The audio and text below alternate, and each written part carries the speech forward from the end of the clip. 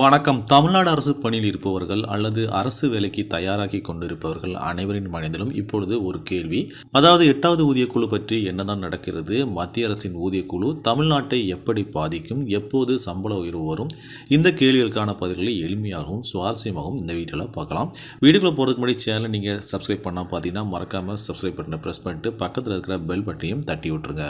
முதலில் 8வது ஊதியக்குழு என்பது மத்திய அரசு ஊழியர்களுக்கானது. அவர்களின் சம்பளம், சலுகைகள், ஓய்வூதியம் ஆகியவற்றை ஆய்வு செய்து திருத்தங்களை பரிந்துரைக்கும் ஒரு குழு. இந்த 8வது ஊதியக்குழு அமைக்க மத்திய அரசு ஜனவரி 16, 2025 அன்று ஒப்புதல் அளித்துள்ளது. இதன் பரிந்துரைகள் ஜனவரி 1, 2026 முதல் மத்திய அரசு ஊழியர்களுக்கு அமலுக்கு வரும் என்று எதிர்பார்க்கப்படுகிறது.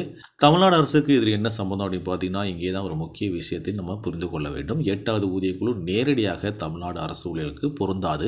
ஆனால் கடந்த காலங்களில் மத்திய அரசு ஊழியர்களுக்கான ஊதியக்குழு பரிந்துரைகள் அமல்படுத்தப்பட்ட பிறகு மாநில அரசுகளும் தங்கள் ஊழியர்களுக்கான ஊதிய திருத்தங்களை மேற்கொள்வது வழக்கம். ஆகவே தமிழ்நாடு அரசும் மத்திய அரசின் 8வது ஊதியக்குழு பரிந்துரைகளை ஆய்வு செய்து தனது சொந்த ஊதியக்குழுவை அமைப்பதற்கோ அல்லது மத்திய அரசின் திருத்தங்களை பின்பற்றி தனது ஊழியர்களுக்கான ஊதியத்தை உயர்த்துவதற்கோ அதிக வாய்ப்புள்ளது. சரி, என்னென்ன மாற்றங்களை எதிர்பார்க்கலாம் அப்படின்னு பார்த்தீங்கன்னா, தமிழ்நாடு அரசு மத்திய அரசின் பாதையை பின்பற்றும் பட்சத்தில் இந்தந்த மாற்றங்களை நாம் எதிர்பார்க்கலாம். அதாவது சம்பள உயர்வு. மத்திய அரசின் 8வது ஊதியக்குழு பரிந்துரைக்கும் ஃபிட்மென்ட் ஃபேக்டர் அடிப்படையில் தமிழ்நாடு அரசு ஊழியர்களுக்கும் அடிப்படை சம்பளத்தில் கணிசமான உயர்வு இருக்கும். இது உங்கள் கைகளில் கிடைக்கும் பணத்தை அதிகரிக்கும். இரண்டாவதாக சலுகைகளில் மாற்றம். அதாவது அகவலைப்படி, வீட்டு வாடகைப்படி, பயணப்படி போன்ற சலுகைகளும் திருத்தப்படும். சில சமயங்களில் அகவலைப்படியை அடிப்படை சம்பளத்துடன் இணைக்கும் வாய்ப்புகளும் உண்டு. அரசு ஊழியர்களுக்கு மட்டுமல்லாமல் ஓய்வூதியம் பெறுபவர்களுக்கும் ஓய்வூதிய தொகையில் குறிப்பிடத்தக்க உயர்வு கிடைக்கும்.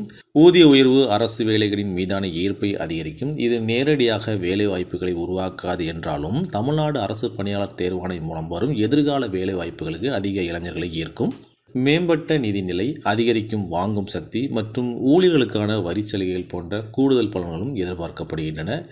எப்போது எதிர்பார்க்கலாம் அப்படின்னு பார்த்தீங்கன்னா, மத்திய அரசின் 8வது ஊதியக்குழு பரிந்துரைகள் 2026 ஜனவரி 1 முதல் அமல்படுத்தப்பட்ட பிறகு தமிழ்நாடு அரசு தனது சொந்த ஆய்வுகளை தொடங்கி ஊதிய திருத்தங்களை அமல்படுத்த சிறிது காலம் எடுக்கும். இது சில மாதங்கள் முதல் 1 வருடம் வரை ஆகலாம்.